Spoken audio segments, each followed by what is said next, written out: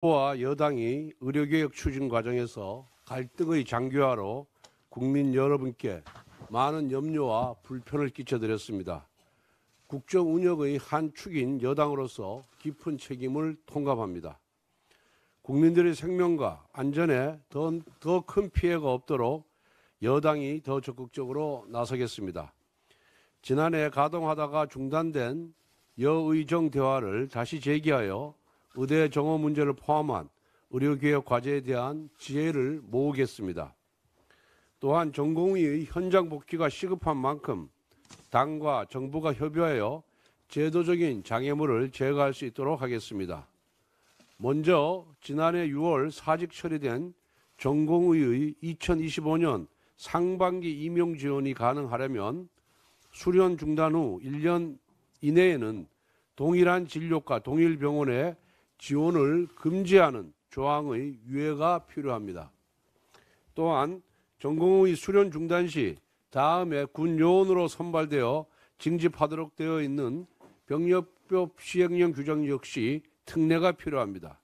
이러한 조치들은 의료 현장 안정화를 위해 필수적인 만큼 정부의 적극적인 검토를 요청합니다. 이번에 김태구 신임 대한의사협회 회장이 새로 선출되었습니다. 우리 당은 정부와 의협 등 의사단체들과 머리를 맞대고 실질적인 해결책을 모색해 나아가겠습니다. 국정이 아무리 혼란스럽더라도 정부 여당이 책임을 지고 국민의 생명과 건강을 지키겠습니다. 지난 8일 국회 본회의장에서 소위 내란 특허법 제2요구안이 부결되었습니다. 민주당은 곧바로 재발의 의사를 밝히더니 불과 하루 만에 내란 특허법을 또다시 내놓았습니다. 부결 반나절 만에 법안을 만들어서 국민 앞에 들고 나왔다는 사실 자체가 무한 특검을 통해 정쟁을 지속하겠다는 의지 표현이자 이 법안이 얼마나 졸속인지 방증하는 것입니다. 원래 특검법은 예적 보충적 수사 제도이므로 수사 범위를 한정하는 것이 핵심입니다. 그런데 이번에 민주당이 내놓은 특검 법안은 수사 범위를 무한정 늘릴 수 있게 무제한 특검의 길을 터놓았습니다. 특히 내란, 선전선동까지 수사 대상에 넣어서 일반 국민도 수사할 수 있고 민주당과 좌파 진영이 고소고발한 사건들까지 수사할 수 있게 해서 사실상 이재명 세력 마음에 안 드는 사람은 전부 다 수사해서 잡아들일 수 있는 제왕적 특검입니다. 또한 아닌 말고식의 선동까지 특검 대상에 포함을 시켰고 사법의 정치화를 가져오는 여론몰이를 위한 대국민 보고 규정까지 두고 있습니다. 무엇보다 군사기밀보호법, 국가정보법상 제한을 모두 없앰으로써 국가안보를 훼손할 위험이 매우 높아 보입니다. 즉 이번 민주당의 특검 법안은 광범위한 수사로 정부 여당과 일반 국민 전체를 겨냥하고 있다는 점에서 그리고 특검을 정치투쟁의 도구로 쓰려 한다는 점에서 기존 특검법의 보수 계멸이라는 목표를 그대로 계승하고 있습니다. 민주당은 이번 특검법이 대단한 양보라도 한 것처럼 선전하고 있지만 실상은 포장만 바꾼 박스갈이 특검법에 불과합니다. 이런 특검법은 당연히 수용할 수 없습니다. 어제 저는 특검법에 대한 논의를 시작하겠다고 밝혔습니다. 국민의힘은 민주당의 졸속 특검과 달리 특검 제도의 본래 취지인 보충성과 예외성의 원칙을 지키고 위헌적 요소를 제거한 법안을 신중하게 검토하고 논의하도록 하겠습니다.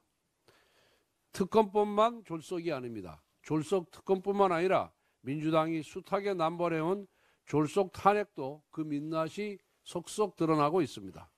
최재해 감사원장 탄핵 심판에서 헌법재판관들은 소추 사유 중 직권 남용 부분이 모호하다라고 지적하며 그 사유를 구체적으로 알려달라고 했습니다.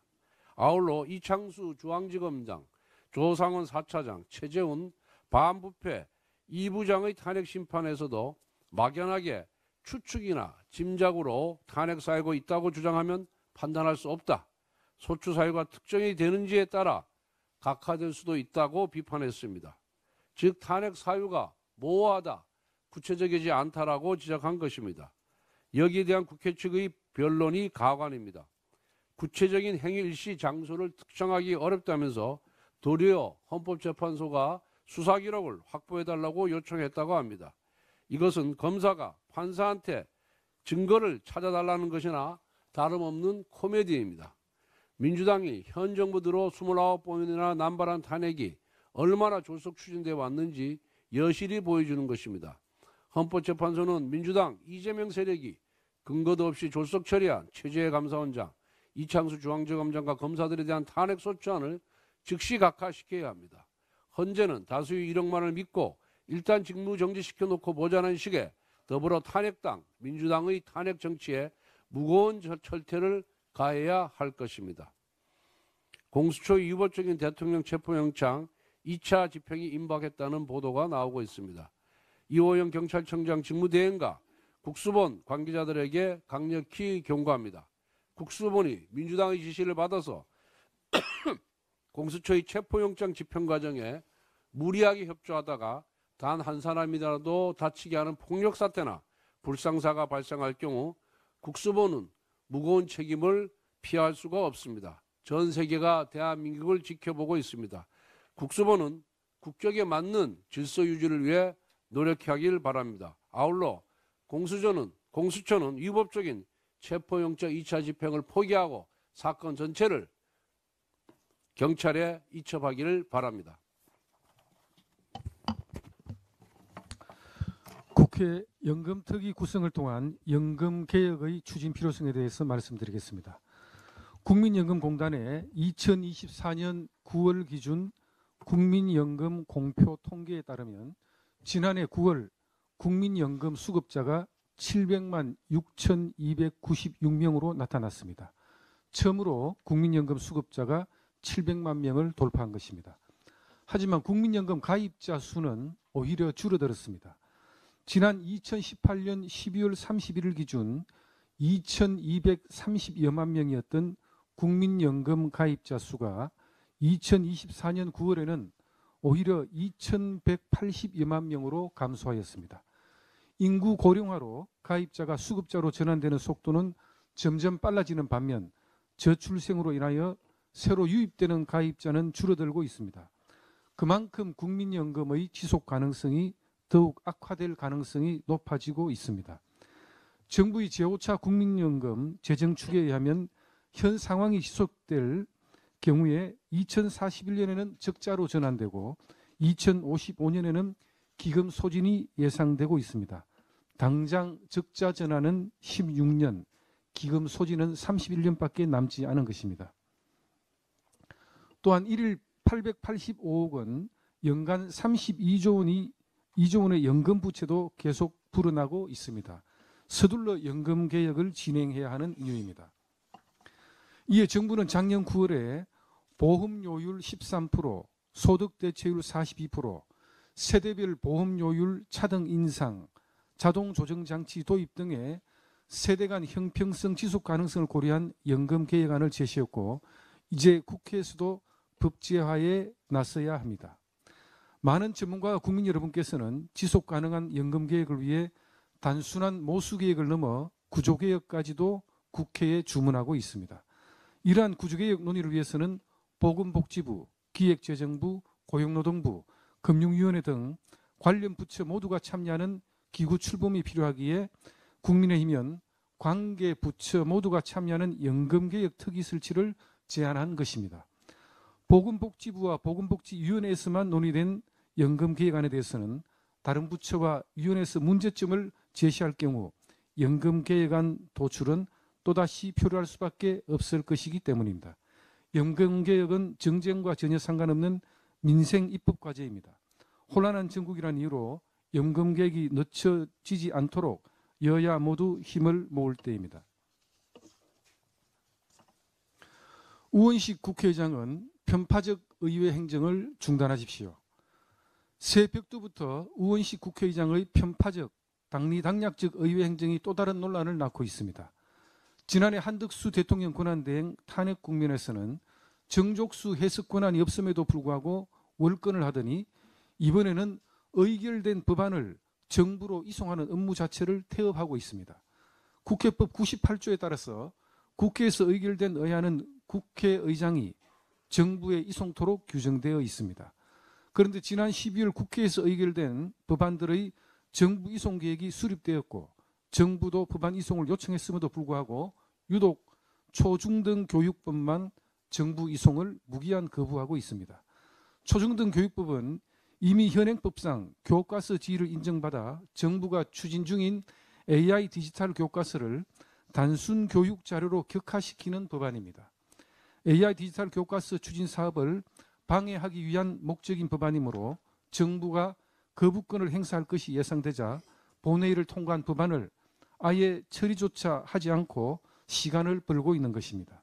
이는 새로운 형태의 신종 국정 방해이며 본인들이 강행 처리한 법안이 문제가 있다는 것을 실토하는 방증이기도 합니다. 국회의장은 국회법에 따라 의장으로 당선되면 당적을 보유하지 못하게 되어 있습니다.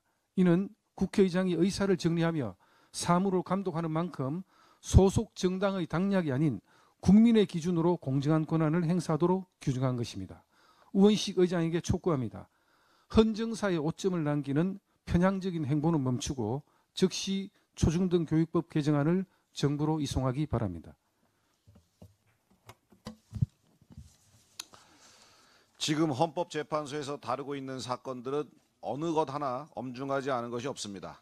그중 가장 시급한 것은 한덕수 권한대행 탄핵 소추입니다. 그런데 헌재는 이에 대한 첫 변론 준비 기일을 소추안이 가결된 지 17일 만인 13일에서야 시작한다고 합니다. 이런 추세라면 3월이 되어도 결정이 나지 않을 가능성도 농후합니다. 뿐만 아니라 탄핵 소추안이 가결될 때부터 지금껏 논란이 되고 있는 권한대행의 의결 정족수 문제는 큰 쟁점 사안입니다. 대통령의 권한을 대행하고 있는 국무총리를 일반 국무위원 의결 정족수로 가결한 것이 과연 유효한지 이 부분에 대한 판단만이라도 중간 결정 형식으로 헌재에서 빠른 판단이 필요합니다. 한덕수 대행의 각종 탄핵 관련 논란이 정리되지 않으면 지금 진행되고 있는 행정적 행위의 정당성을 담보하기가 매우 어렵습니다. 그야말로 국정의 불확실성을 시한폭탄처럼 끌어안고 가야 하는 형국입니다. 지금도 민주당에서는 자신들이 원하는 대로 움직이지 않을 것 같으면 탄핵을 꺼내들고 최권한대행을 위협하고 있습니다. 과반 의석을 거머쥔 민주당에게 연쇄 탄핵을 통한 제2, 제3의 권한대행 안치기는 그다지 어려운 일도 아닐 것입니다. 헌법 질서를 수호하고 국정과 행정의 불확실성을 해소하기 위해서라도 헌법재판소는 깊이 숙고하고 한덕수 권한대행의 판단을 서둘러 주기 바랍니다.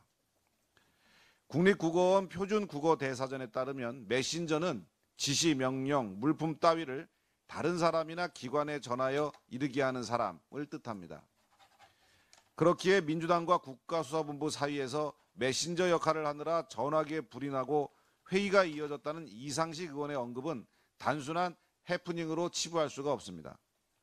민주당의 지시나 명령을 국가수사본부에 전달했다는 고백이자 실질적인 지위를 자백한 것입니다.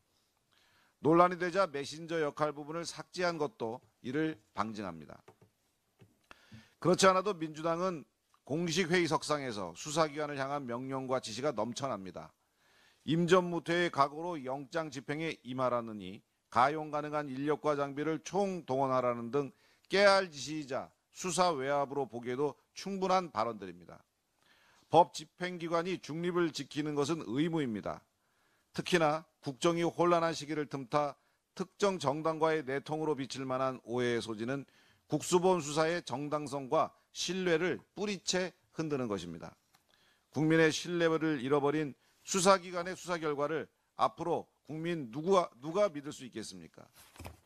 신속하게 사실을 국민 앞에 명명백백히 밝히고 반드시 관련자들의 엄중한 책임을 물어야 할 것입니다.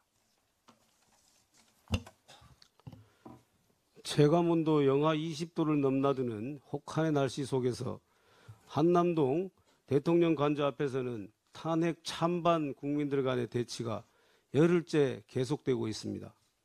주지하다시피 공수처는 내란죄에 대한 수사권한 유무에 법리적 다툼이 있고 서울 서부지법이 발부한 체포영장에도 형사소송법 제110조, 111조의 자의적 적용 배제와 원칙적 관할 위배 등 많은 문제가 있습니다.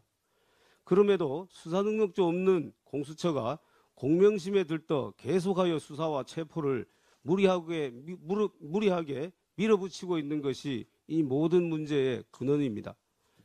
비록 직무가 정지됐지만 엄연히 그 지위를 유지하고 있는 현직 대통령을 수사권 없는 기관이 흠결 있는 영장으로 수사 체포한다면 이는 두고두고 극단적 진영 대결과 국론 분열을 부추기게 될 것입니다. 만약 대통령 관저 앞에서 국민들 간의 물리적 충돌 또는 경호처와 경찰 간의 물리적 충돌이 현실화된다면, 그리고 만에 하나라도 부상자라도 발생한다면 이러한 모습은 전 세계에 생중계되어 대한민국의 국격과 대외 신인도는 땅에 떨어질 것입니다. 국민들을 혹한의 거리로 내모는 이 비극적 상황과 대한민국 국격의 급격한 추락은 어떻게든 막아야 하는 책임이 정치권과 국가기관 모두에게 있습니다. 대통령 측에서도 이러한 물리적 충돌을 막아보고자 사전영장을 청구하면 절차에 응할 의사가 있고 기소하면 재판에 임하겠다고 이미 밝힌 바 있습니다. 이제 공수처는 무리한 수사, 체포를 고집하지 말고 대통령 변호인단과 협의하여 현명한 해결 방안을 모색해야 합니다. 누구도 이의를 제기할 수 없는 방안은 내란죄 수사 권한에 대한 다툼이 없는 경찰의 사건을 이첩하는 것입니다. 그렇게 하면은 수사 권한 유무, 체포영장의 효력 문제, 관할 위배 문제 등 모든 논란의 해소가 가능하고 대통령 측에서도 수사의 적법성에 대한 이의 제기를 하지 않을 것입니다.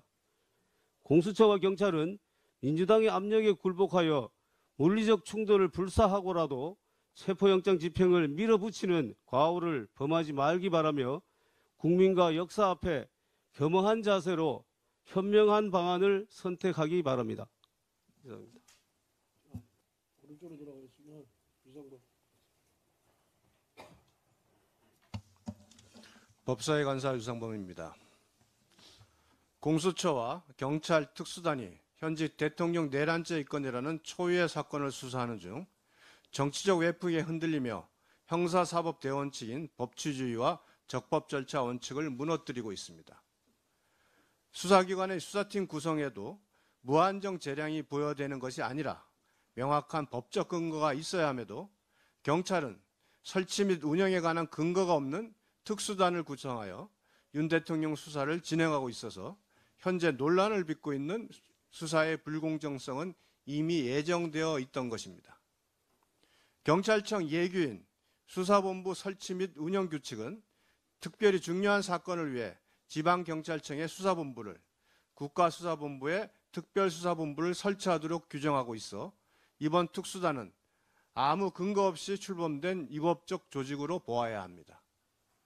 만일 특수단이 특별수사본부에 해당한다면 특별수사본부장은 경무관급 경찰관이 맡아야 하며 국가수사본부장은 제27조 사항에 따라 특별수사본부를 지휘 감독하지 않고 보고만 받을 수 있습니다.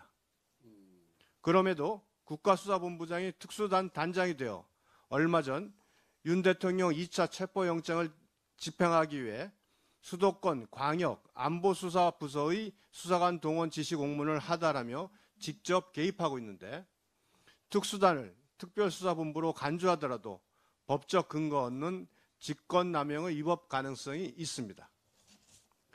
더구나 국수본부장은 민주당 이상식 의원의 자백으로 드러난 민주당 국수본 내통의 당사자로 강력한 의심을 받고 있으므로 경찰 특수단 수사의 공정성과 신뢰성을 기대하는 것은 불가능한 상태라고 보아야 합니다.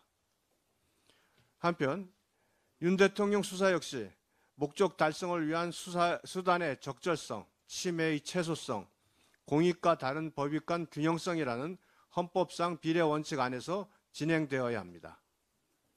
이미 변호인단이 사전 구속영장 실질심사에 응하겠다고 발표한 상황에서 공수처와 경찰은 구속영장 신청 혹은 기소 등의 다양한 방법은 제쳐두고 오직 현직 대통령 체포만을 위해 조폭 잡는 형사기동대, 간첩 잡는 안보수사대 등을 동원하며 비례 원칙에 어긋난 공권력을 행사하고 있습니다.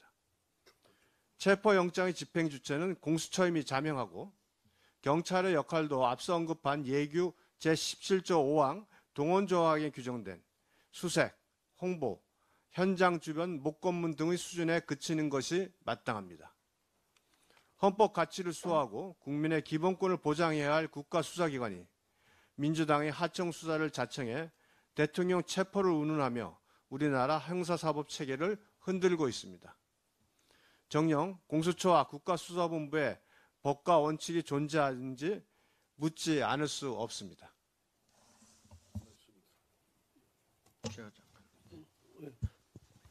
예, 129 여객기 참사 국회 특위위원장을 맡게 된 권영진 국토위 간사입니다. 어제 우리 국회 본회의에서 현안 질의가 있었습니다. 어제 현안 질의는 비상계엄과 관련된 것과 그리고 여객기 참사와 관련된 것이었습니다. 그런데 유감스럽게도 어제 우리 국회는 여객기 참사 문제에 대해서 무관심했습니다. 비상계엄 문제와 관련해서 여야 공방과 그리고 때로는 국민들을 혼란하게 할 그러한 가짜뉴스까지를 동원해서 정략적인 그러한 현안 질의가 있었지만 여객기 참사의 피해 유가족을 위한 문제 그리고 또 진상규명과 그리고 재발방지 대책과 관련돼서는 이렇게 우리 국회가 무관심한가. 참사가 일어난 지 이제 보름도 지나지 않았습니다. 아직도 유가족들의 그 한가 그리고 애통함은 가시지 않고 있습니다. 그런 면에서 어제 보여줬던 모습은 특위위원장으로서는 굉장히 유감스럽다라는 말씀을 드립니다. 1월 18일이 이제 무안공항 현장에서 합동 추모제가 있습니다. 그 추모제만큼은 국회의장을 비롯해서 여야 지도부 우리 국회의원들이 함께 참여해서 유족들의 아픔을 어루만지고 그리고 다시는 우리 사회에서 그러한 참사가 일어나지 않도록 우리 국회 차원에서 해야 될 일을 해야 되겠다라는 각오를 다지는 그런 자리가 되었으면 좋겠다 이런 말씀을 드립니다. 네, 이상입니다. 네, 교육위원회 간사 조정훈입니다. 요즘 국회는 민주당의 말이 곧 법인 세상이 되어버렸습니다. 막무가내로 의사 일정과 안건을 결정해서 통보하고 법안을 처리하더니 이제는 또 새로운 행태가 나왔습니다. 바로 통과된 법안의 정부 이송도 민주당 마음대로 하고 있습니다. 여기엔 기준도 원칙도 상식도 없습니다. 정부가 2년 전인 2023년부터 발표하고 준비한 AI 디지털 교과서의 교과서 지위를 박탈하는 그리고 교과 자료로 격화시키는 법을 상임위에서 강행 처리하고 지난 12월 26일 본회의에서 일방적으로 통과시켰습니다. 그러더니 이제는 정부의 법안을 보내지 않겠다고 합니다. 이건 또 무슨 행위입니까? 이유는 없습니다. 민주당과 확인해 본 결과 전략적 판단이라고 합니다. 민주당의 판단으로 통과된 법의 운명을 이렇게 좌지우지할 자격이 있습니까? 언제부터 우리 국회가 본회의에서 통과된 법을 정부 이송으로 할지 말지를 국회 다수당이 일방적으로 정하는 관행과 관습이 생겼습니까? 이렇게 민주당의 말이 곧 법인 국회가 정말 상식적인 국회입니까? 민주당 마음대로 법안을 정부에 보내는 게 그리고 보내지 마는 게 과연 헌법 질서에 맞는 국회 운영입니까? 이 과정에서 교사, 학부모 그리고 학생에게 초래되는 교육 현장의 막대한 혼란은 민주당은 눈 하나 깜짝하지 않고 있습니다. 과연 이게 책임정당의 모습입니까? 민주당 기억하십시오. 법과 상식을 무너뜨리는 이런 국회 운영은 하나씩 다 기록되고 있고 국민들의 심판을 반드시 받을 것입니다. 잘못된 그리고 부작용이 너무 많은 법을 만들어서 통과시켰으면 잘못했다고 인정하십시오. 그게 깔끔한 것입니다. 이렇게 법을 통과시키고 국회 이송을 거부하는 꼼수를 당장 멈추기 바랍니다. 이상입니다. 예, 미디어특위위원장 이상입니다. 이 엄중한 시기에 이재명 대표가 중국의 정보 전달 역할 가능성이 우려되는 신화통신을 포함한 일부 외신들과 비밀 회동을 했습니다. 이재명 대표가 제정신인가 싶습니다. 이재명 대표는 1월 8일 마포 한 북카페 전청을 임대했습니다. 신화통신 기자가 포함된 외신 기자들과 비밀 회동을 한 것입니다. 아시다시피 중국 신화통신은 사실상 중국의 관영 매체로 정보 전달의 역할까지도 겸하고 있는 것으로 우려됩니다. 따라서 중국 특파원들은 중국 공산당과 무관하지 않으며 이재명 대표의 대화 내용은 그대로 중국 정부에 보고될 우려가 큽니다. 더군다나 미국의 국영방송 VOA가 한국 상황에 대해서 반미 반중 친미 세력 간의 전쟁이 진행 중이다 라고 보도하고 있는 와중입니다. 대단히 부적절한 행보로 보입니다. 특히 이 회동은 부정청탁 및 금품 등 수수 금지에 관한 법률, 즉 김영란법 위반입니다. 외신 기자에도 포함된다는 겁니다. 이 만남을 주선한 인물은 동아일보의 H모 부국장이라는 제보가 들어왔습니다.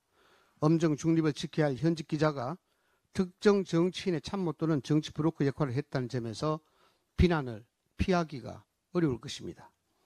연일 사설과 칼럼으로 윤 대통령과 국민의힘을 비판하는 글을 써온 동아일보 간부가 이 시국에 중국 관영 매체를 포함한 중국 특파원들과 이재명 대표의 만남을 그것도 비밀리에 주선한 것은 많은 국민들에게 의혹을 불러일으켜 충분합니다.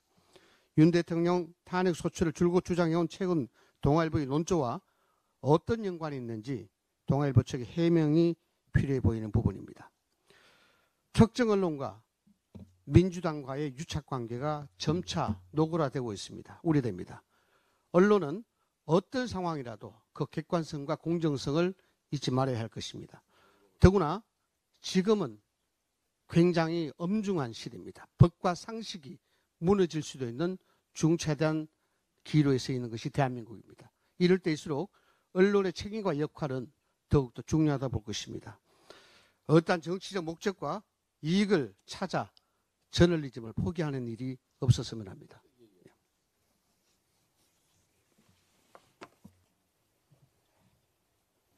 공개번호 하시면 비공개로.